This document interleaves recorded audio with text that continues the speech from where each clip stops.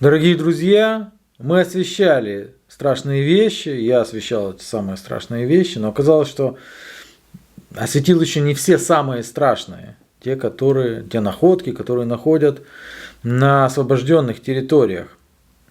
И вот одна из них.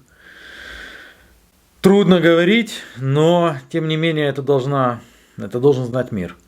Итак, Сергей Балвинов сообщает, что была найдена пыточная, и в этой пыточной найден фалоимитатор, коробка с вырванными зубными протезами, веревки и какой-то листик. Это начальник следственного управления в Харьковской области Сергей Балвинов об этом сообщил. После этого официальные уже страницы ВСУ и силовых органов начали показывать эти страшные фотографии. Честно говоря, когда смотришь на эти фотографии, содрогание, словами этого не описать. Итак, вот камера пыток в Песках Радковских. 2 фотографии. Противогаз, который надевали на голову жертвы, который накрывали тлеющей тряпкой и закапывали живьем. В коробке золотые зубные коробки. Мини-коронки, вернее. Мини-Освенцим. Сколько еще найдется на оккупированной Украине? Тема про Освенцим пошла неплохо, потому что на самом деле такие вещи мы могли видеть в фильме «Обыкновенный фашизм». Я думаю, он в Украине уже запрещен к показу. Хороший был фильм. Итак, вот Радио Свобода показывает эту же коробку и показывает фалоимитатор. В российской застенке нашли коробку с вырванными золотыми зубами, Цензор.нет. Вот близко показывается, собственно, сами видите что. И рядом эти зубные коронки. Об этом сообщают средства массовой информации. Аушвиц, Освенцим. Тему с Освенцимом очень хорошо и грамотно запустил Антон Геращенко. Антон Геращенко, пожалуй, один из самых честных людей, у которых видно даже, что душа болит за Украину. Вот, пожалуйста, российские нелюди вырывали в своих жертв золотые и серебряные коронки на освобожденных территориях, смотрите. И это похоже на нацистские концлагеря. И рядом как раз таки фотография из нацистского концлагеря. Действительно, как это перекликается. Не хватало маленьких, сложенных в кучу детских ботиночек. Я думаю, просто потому что не хватило времени у тех, кто это вот такие вещи создает. А так бы и были бы и ботиночки, и костыли. Вместе с протезами этими были бы и реальные протезы. Польское радио в одной из российских камер пыток. Это одна только из камер пыток. Так, все. Ну, в общем, все средства массовой информации об этом сообщают. Но что официальные лица? Помимо Антона Геращенко, помимо, надо что, молчать? Нет. Нет, слава богу, что сразу включается омбудсмен. Вот, уполномоченный по правам человека. Он заявляет, что съем этих протезов это старый метод, которым русские пользовались давно. И есть зафиксированные факты в документах НКВД, который датирован 1941 годом. Золотые зубные протезы с умерших заключенных подлежат снятию. Видите? Ту же методичку пыток российские военные используют и сегодня. Все эти ужасы перенесли наши люди. И он призывает, опять-таки, как и Владимир Александрович Зеленский, наш президент, призывает к созданию трибунала над российскими котами, палачами. Пресс-секретарь, бывшая президента, это в Твиттере. Я вам скажу, что в Твиттере это разошлось идеально. Идеально. Там тысячные репосты. Туда приходят люди, такие пометочки у них. Вот у меня пометочки, типа, что я это реальная личность. Да? И туда приходят люди такие влиятельные. Из Соединенных Штатов Америки. Все журналисты всех европейских СМИ, они все это ретвитят. Изредка звучали слова тех, которых мы прямо можем назвать пророссийскими тварями. Которые говорили, слышите, мне кажется, что это немножко фейк. Их сразу, знаете, им сразу закрывали рот, показывали им еще другие фотографии, могил, к примеру, в Изюме, и все, они затыкались. Вот Ирина Геращенко, ей пластиковый поднос зашел в голову. Вот, она прям пишет, что у нее из головы теперь его не могут вытащить.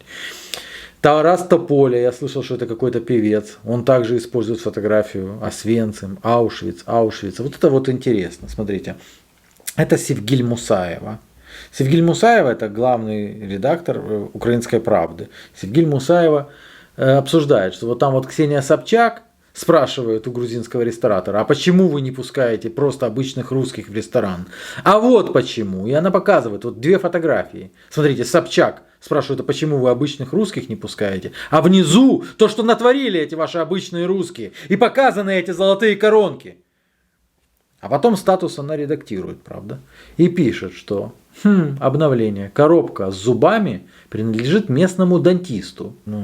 А откуда взялась эта информация? От украинских журналистов, скажете вы? Нет, конечно. От немецких журналистов. Немецкие журналисты первыми выяснили, что это за трэш. Бильд. Золотые зубы действительно принадлежат жертвам пыток. И они встретились с деревенским дантистом, который этому противоречит. Он говорит, фу, эти зубы похожи на те, что были украдены из моей коллекции. У него коллекция зубов. Я здесь единственный дантист. Так что, если они были найдены здесь, они должны быть моими. Врач подозревает, что русские украли зубы, потому что думали, что это настоящее золото. Вот. Когда его спросили, могли ли коронки принадлежать мертвым людям, дантист сказал, боже мой, они исходят от людей, которых я лечил на протяжении многих лет. Я удалил зубы, поэтому они были плохими. Они были плохие золотые зубы. И он их удалял. Но они и не золотые, оказывается. Вот. Сказать, откуда взялся противогаз, он не смог. Что вы думаете, начало происходить после этого? Вы думаете, кто-то начал приносить свои извинения, там это? Статус, видите, все. Его можно найти, видите? Но в Твиттере его уже нет. Она тихонечко снесла этот статус. В связи с этим у меня возникает несколько вопросов. Я, допустим, отлично понимаю, что сейчас настроение у всех такое, благодаря вот этим западным СМИ, что сейчас, если показать горку из палочек от мороженого и сказать, что это детские косточки, которые найдены на месте пыток, да, то все поверят и скажут, да, точно, это детские кости. Когда тут кто-то скажет, это же палочки от мороженого, ему скажут, пошел отсюда, сколько тебе платит Путин и так далее. Но у меня в связи с этим есть два вопроса. Первый вопрос. Кому в таком случае принадлежит фалоимитатор, который был найден там? Потому что у меня есть подозрение, что, наверное, он лежал где-то рядом с этими зубными протезами. Но, конечно же, его владелец вряд ли скажет, эй, это мое. Второе. Что теперь делать с проклятым дантистом, которого прокляла Любовь Соболь? Вырванные золотые коробки, нет слов. Будь прокляты все, кто причастны к этому. Так к этому причастен украинский дантист, он же не при делах. Любовь, прекращай. И наши ребята поинтересовались все-таки у этого полицейского, который первый про это рассказал, а что типа с зубами теперь. Но он говорит, сову эту надо еще прояснить, потому что то, что говорит дантист, может это неправда. С ним надо еще поработать. Может он просто забыл, может у него другая коллекция зубов. Та, которую украли, и он ее не нашел. А это может быть другие. Вот так вот оно все и делается. С вами был Анатолій Шарій, капітан Очевидність. Пока. Я не можу казати і працювати на припущеннях, я вірю лише фактам та доказам. І тому сказати, що стало, звідки з'явились ці залишки зубів, ці коронки, дуже важко станом на зараз, тому що ми працюємо по цій справі, по цій локації другий день. Після проведення відповідних досліджень та збору доказів буде додаткова інформація, і ми зможемо більш вірогідно дати інформацію про походження цих залишків зубів та коронок.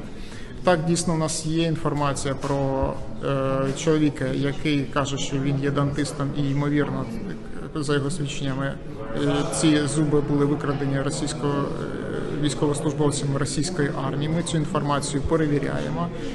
Сьогодні на цій локації працюють слідчі, і ця інформація буде додатково встановлена. Зранку вони виїхали групи на відпрацювання по цій справі.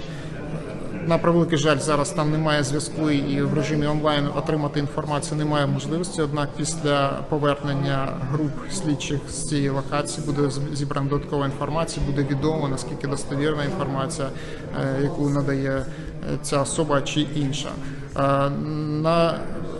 Однак все одно ми проводимо ретельне, повне, неупереджене досудове розслідування по цій справі, по цьому факту. І для нас дуже важливо зібрати повну інформацію, повні докази з усіх сторін.